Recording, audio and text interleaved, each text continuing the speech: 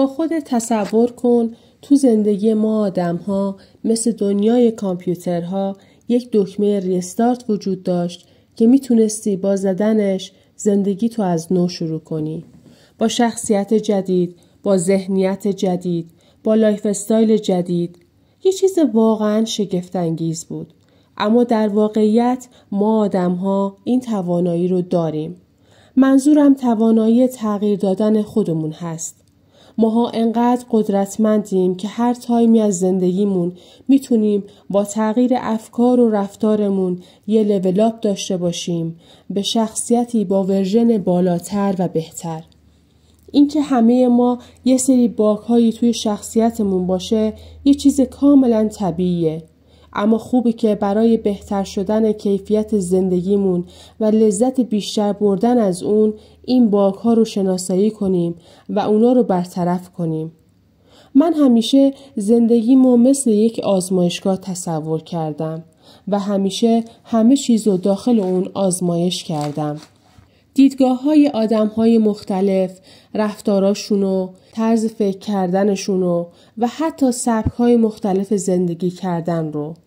آزمایشم به این صورت بوده که در خیلی از موارد هم خودم شدم موش آزمایشگاهی و همه مواردی که گفتم رو روی خودم آزمایش کردم و پی بردم که چه چیزی واقعاً جوابه.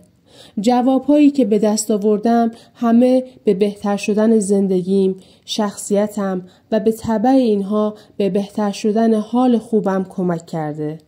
دوست خوبم، خیلی از مواقع ما با دستای خودمون آشفته بازاری در درونمون درست میکنیم و با احساسهای ناآگاهانمون هر روز خودمونو به لول پایین تری میکشیم.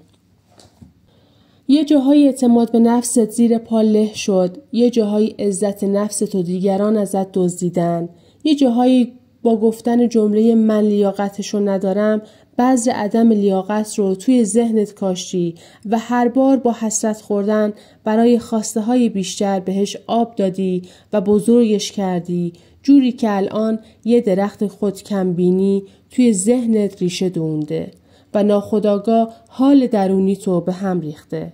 حتی یه جاهایی ترسیدی، ترس‌هایی تجربه کردی که هیچ کدومشون وجود خارجی نداشتن و هر بار با تجربه کردن این ترس‌ها توی دل خودتو خالی کردی.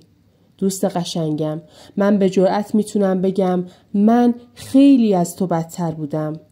من 1000 بار از نوک قله پرت شدم پایین، ولی ناامید نشدم و معتقدم هر لحظه باید به فکر تیک زدن هدفام باشم و از مسیر زندگیم لذت ببرم.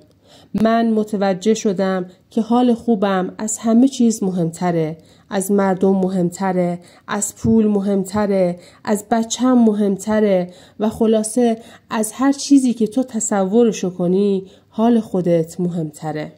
من توی این کانال تصمیم دارم تجربیاتم و دانستهام رو با تو دوست عزیزم شیر کنم و به تو و به خودم بیشتر و بیشتر کمک کنم تا بلکه بتونیم زندگی قشنگتر و زیباتری رو با هم دیگه تجربه کنیم.